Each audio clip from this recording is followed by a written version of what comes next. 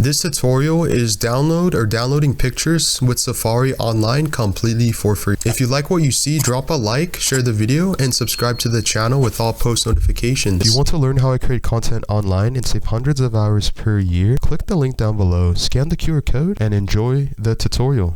To download pictures with Safari online completely for free, I'm using a phone or smartphone device, and I open up Safari and I'm typing this under the search bar: Pexels 4K pictures. Ways to do this: you can click on the website Pexels. You can see, click on photos right here and a list of different photos. We click this one.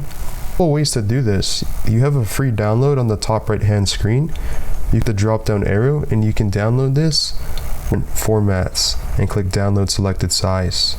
For this to load, you can see it's now asking, do you want to download this picture? And this will click download. You can see it download bottom left hand screen. We click on this, downloads, and we have our free picture that we just downloaded. If you want, you can click right here in the bottom left hand screen, the share icon. Or to scroll down, you can even click to save the image, because this basically saved to your files. Go under to photos to prove that this works. See, under recents, we have the picture that we just saved on Safari. So, the second way is basically if you just go under to Safari or search engine. Again, this can work on any device. Click this icon or option which says images.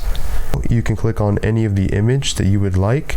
You can hold down on the screen or on the image and then click the second option, save to photos. Option is much easier. We just saved this image, but if I scroll right, we now have our second image completely for free that we just downloaded on Safari.